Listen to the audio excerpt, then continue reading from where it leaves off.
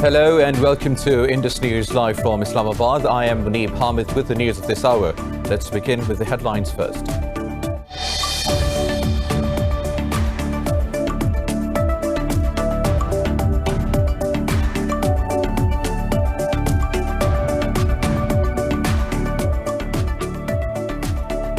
In Brazil, over 8,000 people have died in the past 24 hours, raising the country's death toll to nearly 100,000. While more than 50,000 people tested positive overnight, bringing the infections tally to nearly 3 million. Mexico has reported nearly 8,000 additional fatalities and over 6,700 new virus infections in a day. Here in Pakistan, 14 people have lost their lives to the virus since yesterday, taking the tally to 6,068 with over 283,000 cases. The global number of COVID-19 cases has crossed 19 million, with more than 719,000 deaths.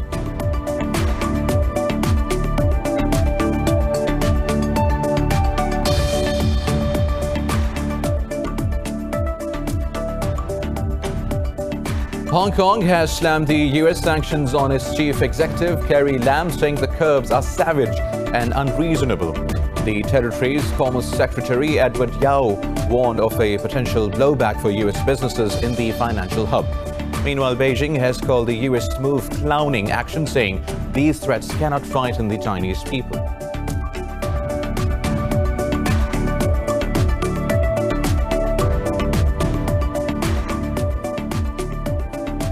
The top US counterintelligence official has warned that Russia, China and Iran are trying to interfere in the 2020 presidential election. In a statement, National Counterintelligence and Security Center Director William Avenina said 3 countries are using online disinformation and other means to influence voters and stir up disorder in the country.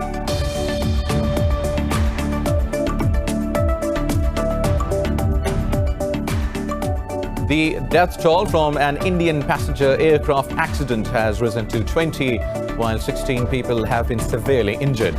There were 191 people on board when the plane from Dubai overshot the runway at an airport in the southern state of Kerala due to heavy rains and split into 2 parts. In a tweet, Pakistan's Prime Minister Imran Khan expressed grief over the loss of innocent lives in the accident.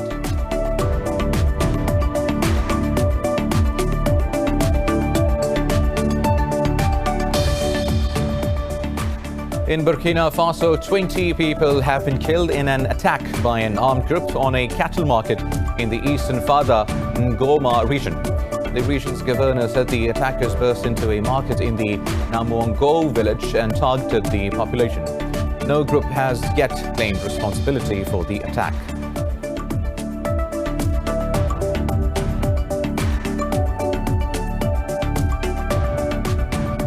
And in cricket, Pakistan will resume their second innings with 137 runs at the loss of 8 wickets on day 4 of the first Test match against England at Old Trafford.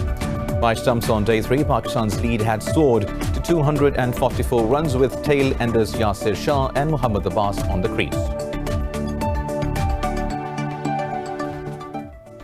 News in detail after a short break. Stay tuned.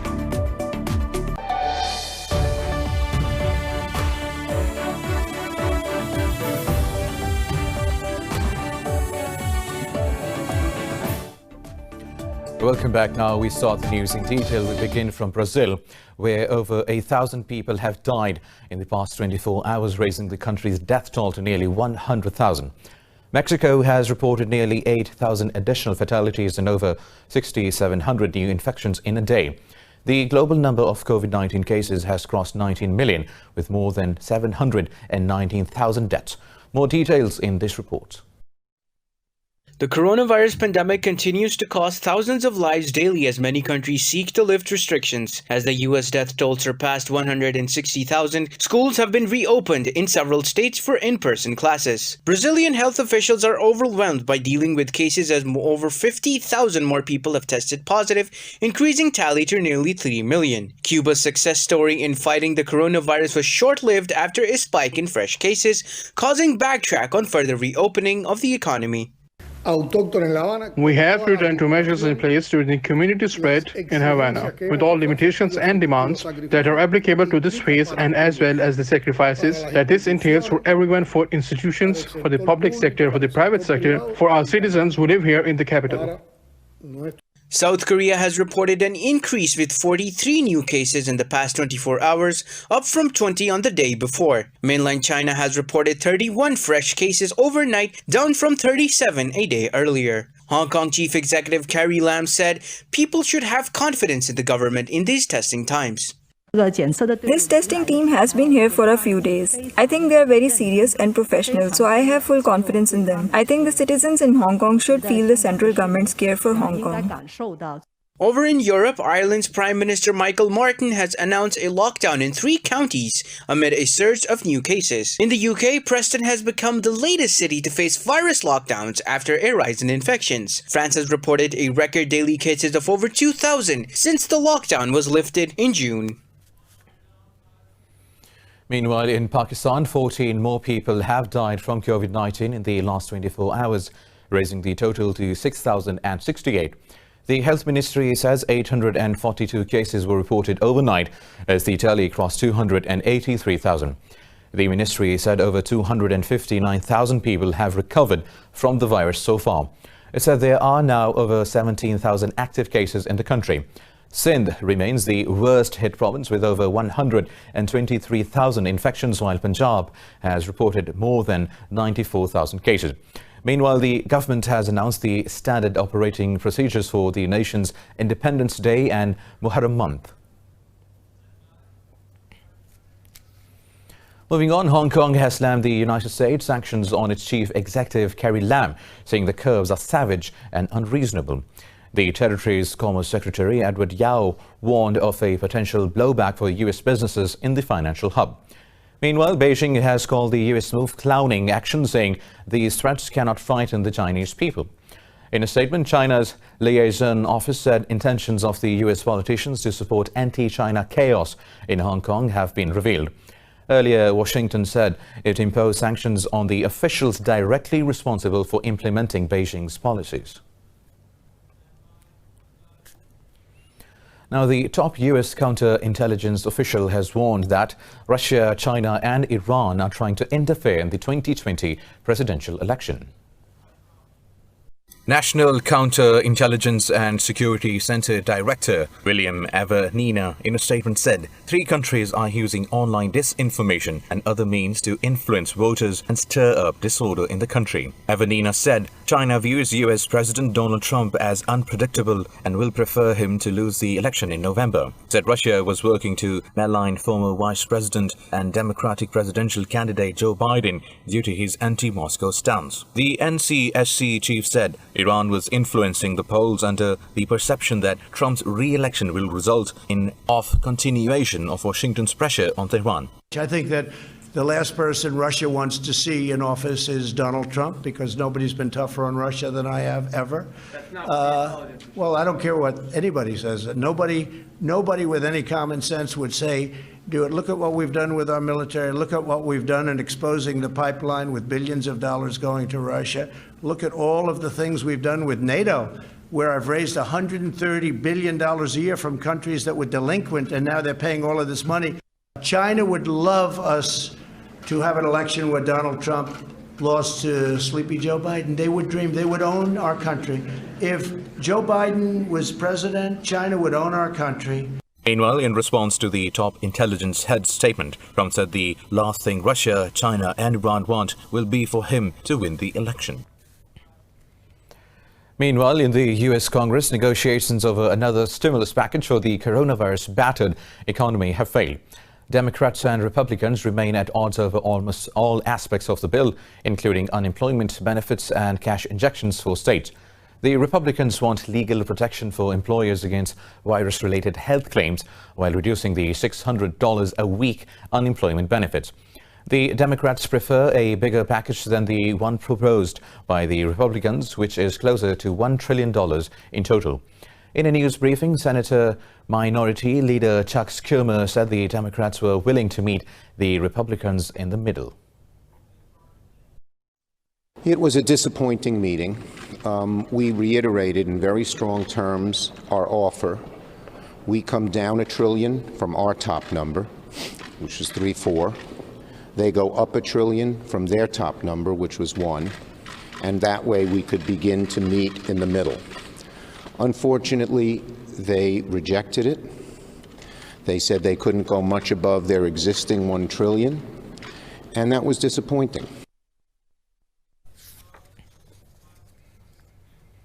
Now, the United States and Pakistan have agreed to continue cooperation on the Afghan peace process. This comes as Afghan leaders open Loya Jirga to decide the fate of the remaining Taliban prisoners to clear the way for intra-Afghan talks. Speaking to Pakistan's Foreign Minister Shah Mahmood Qureshi over the phone, U.S. Secretary of State Mike Pompeo said he looks forward to advancing shared goals and increasing partnership with Pakistan. The foreign minister stressed that the Afghan peace process must be pursued in all earnest. Qureshi also apprised Pompeo of India's ongoing regression in the occupied Kashmir. The foreign minister thanked him for the U.S. participation in the recent debate in the UN Security Council on the issue of Indian-occupied Kashmir. Meanwhile, Pakistan's Prime Minister Imran Khan has congratulated his Sri Lankan counterpart Mahinda Rajapaksa on his party's electoral victory. In a phone call with Rajapaksa, Khan reaffirmed Pakistan's full support to Sri Lanka in all areas of cooperation. Khan also extended his invitation to Rajapaksa to visit Pakistan at his earliest convenience. He expressed hope that ties between the two countries will be strengthened and even further during Rajapaksa's new term. For his part, Rajapaksa shared Sri Lanka's current COVID-19 situation and its negative impact on the tourism industry in the country. The two countries work closely within the framework of SAARC.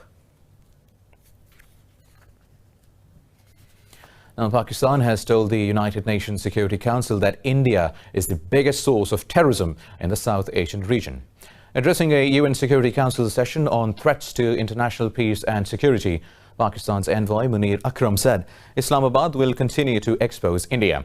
He added the recent attack on the Pakistan Stock Exchange building in Karachi was perpetrated by Indian-sponsored mercenaries. The envoy went on to say that India's patronage of terrorism has been proved by the arrest of RAW's serving terrorist commander Kulbhushan Yadav. Yadav has confessed to espionage and terrorism in Pakistan. The death toll from an Indian passenger aircraft accident has risen to 20, while 16 people have been severely injured.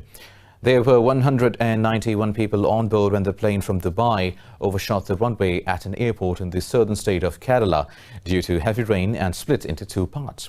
Aviation officials say the pilot of the flight could not sight the runway in the first landing attempt due to heavy rains.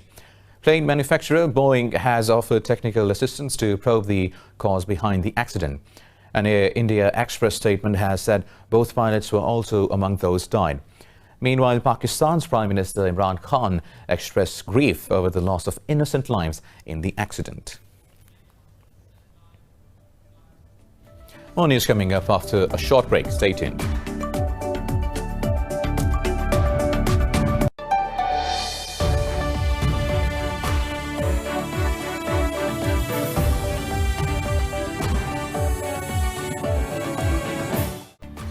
Welcome back. Now moving on with the news stories. In Burkina Faso, an armed group has killed 20 people in an attack on a cattle market in the eastern Fada Ngorma region. In a statement, the regional governor said attackers burst into a market in the Namungo village and targeted the population. The governor said several others are wounded in the attack. No group has yet claimed responsibility for the attack. Earlier in May, an attack on the Kopienbiga cattle market in the east of the country left around 30 dead. More than 1,100 people have been killed and nearly 1 million displaced in Burkina Faso due to insurgency. Now, Russia has asked Twitter to label Western media accounts as state-affiliated outlets. In a tweet, the Foreign Ministry compared Russia's tagged media handle with that of unlabeled German, British and American accounts. It said Russian media outlets are labeled as state-owned, but others are not, even though they are handled by the respective governments. Earlier, Twitter added that new labels to government officials, including foreign ministers and diplomats. The microblogging giant clarified state-financed media organizations with editorial independence will not be labeled. Now, Lebanon's President Michael Aoun has rejected calls for an international probe into the Beirut port explosion. In a statement, the president said a foreign investigation will dilute the truth. He said there is a possibility of external interference through a rocket or bomb or some other act. The statement comes amid increasing demands from world leaders and Lebanese nationals abroad for an impartial investigation. Meanwhile, Hezbollah has denied allegations of storing weapons in the port warehouse. The blast on Tuesday killed 157 and injured over 5,000 people. A Pakistan Air Force plane carrying 8 tons of medical and food supplies has arrived in Lebanon. Earlier, Pakistan's Foreign Minister Shah Mahmood Qureshi telephoned his Lebanese counterpart to express regret over the Beirut tragedy. Qureshi assured Charbel Wehbe of full solidarity and cooperation from Pakistan. He said the Prime Minister and President had already conveyed profound sympathies and condolences to the Lebanese leadership. The Kremlin says President Vladimir Putin has called his Belarusian counterpart Alexander Lukashenko to discuss the arrest of 33 Russian nationals. In a statement, it said both leaders expressed confidence that the situation will be resolved amicably. The Kremlin said Moscow seeks a stable political situation in Minsk and holding the upcoming presidential poll in a calm environment. In a separate statement, the press service of Lukashenko said the detention of the Russian citizens was one of the main topics on the agenda. In late July, 33 Russian nationals allegedly linked to the private military company Wagner were arrested in Belarus. According to Lukashenko, they were going to destabilize the presidential election schedule for the 9th of August.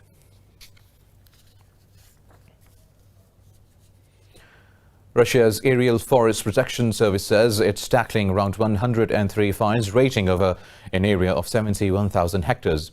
The deputy chief of the service said about 66 forest fires covering an area of 720 hectares have been extinguished already. Forest fire services and paratroopers are also working to put out fires in Russia's Yakutia and Kurgan regions. The wildfires have reached into the boreal forests and tundra that blanked North Russia. The high temperatures in the northern part of the country have fueled massive wildfires and melted permafrost.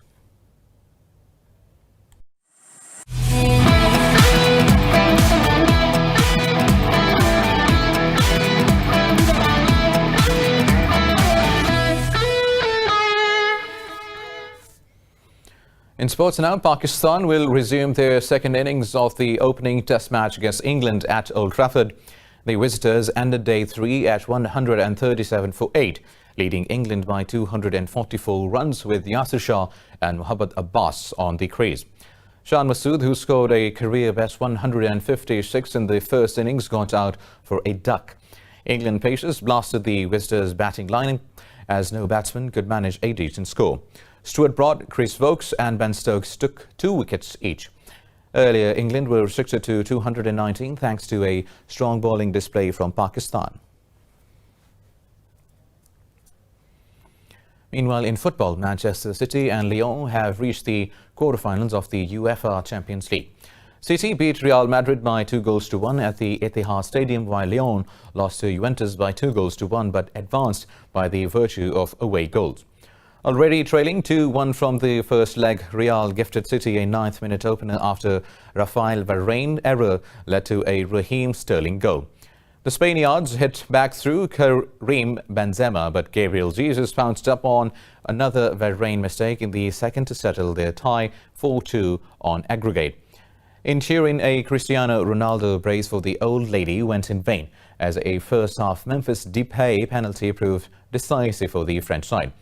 Lyon clung on for a 2-2 aggregate draw as Turin Giants wait for the Champions League lingers on which they last won in 1996. Lyon will meet Manchester City in next week's one-off quarter-final at the Final A tournament in Lisbon.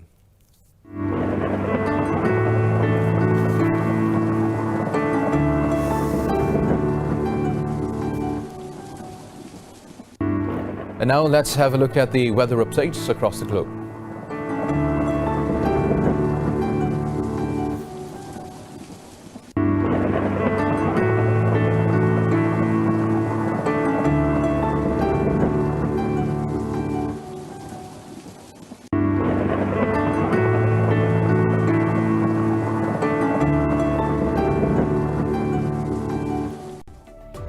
Well, that's all for now. For the latest updates, you can follow us on social media at indus.news. Take care.